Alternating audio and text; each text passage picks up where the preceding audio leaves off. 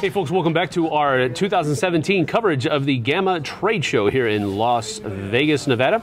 I'm Sam Healy, you're watching the Dice Tower. I'm here with Rich from Rather Dashing Games, and he has an abstract strategy game on the table here, but it does not look abstract. Tell us all about it.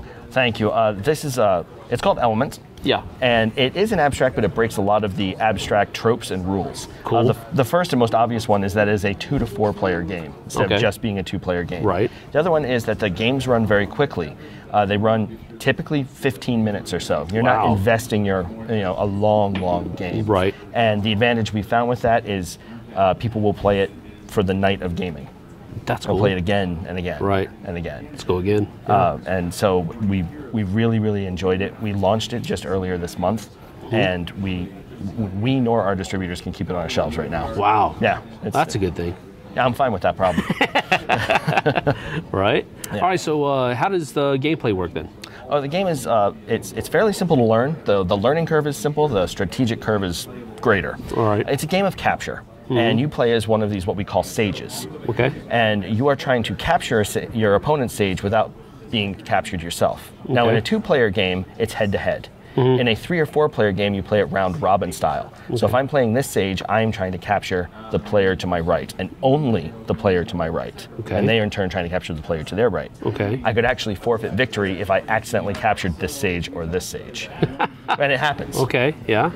And capture is done by encircling your opponent with these 4 different colored stones. Okay. They represent the classic elements found in mythologies all over the world.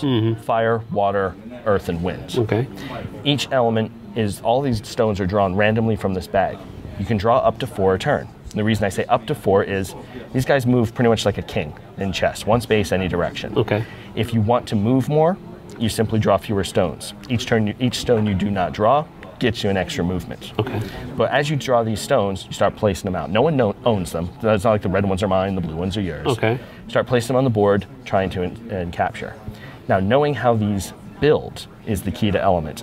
Each element builds differently on the board. Okay. I'll show you. So let's say I had fire. There's fire out there. Okay. And I had fire in my hand. And I put it down next to fire that's already there. Directly opposite, I would get a free fire out of the bag. Oh, wow. Right. So if that were it, and I put one there, I get one there, and I get one there. Right. Right. So knowing how, so you can start to carve the board up a little bit.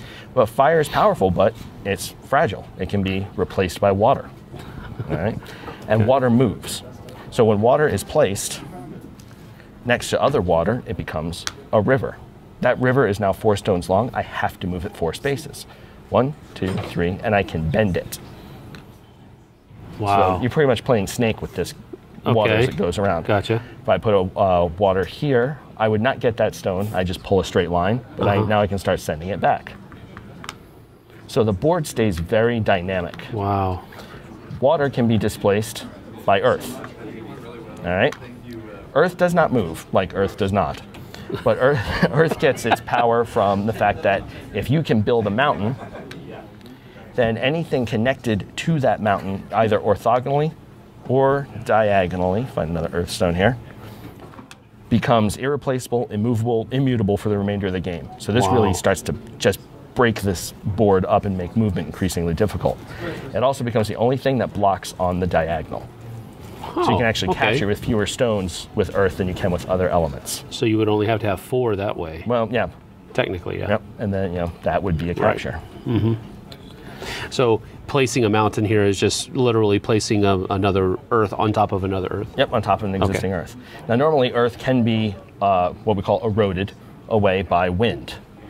And wind allows you to jump. So let me put it like this. Just like checkers, you can move your guy around the board with wind. Okay. Now, that is not your movement. That is the property of wind. So wind blows your guy around. Okay. So I could have done that, and I still get my move. And so you start working this board starts to fill up. Even though you have a random draw, since every element replaces another element and everything is being built, it's a toolkit. It's deciding what to do with these tools you've drawn to best benefit you and capture your opponent. That is really cool. So when you're placing these things, you're obviously going to want to try to get these. Now, I saw that you jumped 2 here and then 1 here, so you just have to have an open space? Always have to have an open space to land. So if I had a stone there, I cannot jump. Jump there, There's right. no way for me to, there's no exit point. So wind can still be used offensively by kind of filling in empty spots where there's no place to jump to. Gotcha.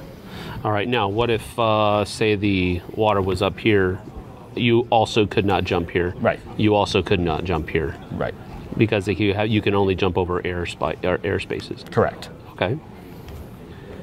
Cool. So you can also make a whirlwind. Whirlwinds allow you to jump a little bit further. A whirlwind can be up to 4 stones high. This one is 2, which means I still get to jump the full 2 spaces. So my exit spot, 1, 2, I've jumped 2 spots. Okay. So he like pushes you over that body of water. Yep. But again, there's a fragility because we all know fire consumes air. Oh man. So we find this on the board. You know, we see water puts out fire. Yes. And we see that, we call it the rule of replacement. Right. And that is a key strategy in elements. Wow. That's really cool. Thank you. It's very brain burning too. Wow. Okay. Well, people learn it quick. Like I've taught you the game. Yeah, absolutely. You'll play it, and then we'll finish, and you'll be like, okay, now I know how I want to get you.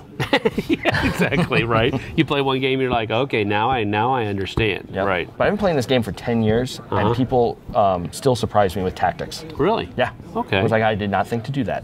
It seems like it would be a game that would you would definitely get better at over time and just start wrecking people with it. Yep.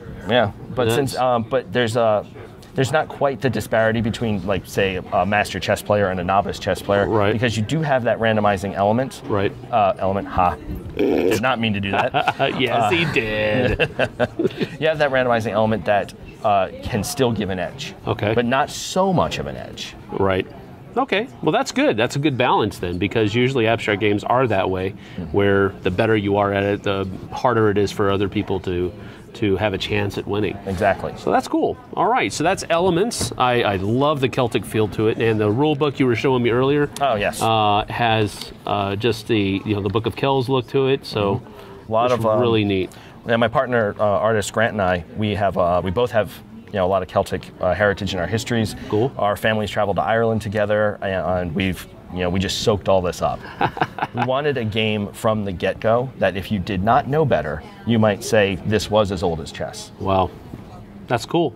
Well, it looks like you've came pretty close to your objective there. Thank you. Very good. All right, so that's Elements. When can we expect to see this in stores and whatnot? It's in stores. It is. Yep. Already. It launched.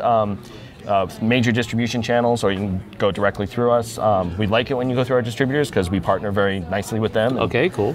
So that's it. Yeah. All right, it is available, so run out and get it. So you have another thing that you want to show us today, though. Yeah, I'll show you this quick. This is about to drop in early April. This belongs in a museum. Yes. It's the third in our drawn and quartered series of tile laying games. All right. So I love tile laying games like Carcassonne. I've played it for years and years and years. Yeah. So we started our own series of tile laying, but what we wanted to do is something a little more dynamic. Okay. So all 3 of these games, Pirates, Ninjas, Robots, and Zombies, Right. Graveyards, Ghosts, and Haunted Houses, Yes. and this, they all have dynamic actions to it. Okay. So you can rotate tiles, you can swap tiles, you can place ones. Right. This one adds the fact that you've got an archaeologist walking along these tiles trying to collect artifacts, trying to avoid the mummies, trying to create dig sites that connect back to their base camp for high scoring. Yeah. It's definitely the most strategic of the 3. Cool. Yeah. And, All right. And obviously the theme is Right. It's hard to. hard to miss it. Yes. All right. Very cool. So what's the rollout on this one? The rollout is, I think it's April 6th. It's first week in April. First week in April. Yep. Okay. So that'll be widely distributed. Absolutely. In April. Okay. Yep. Very cool. This belongs in a museum. Thanks so much, Rich, for joining us. Appreciate it. Thank you. And thank you guys for joining us. We'll see you guys later. Take care.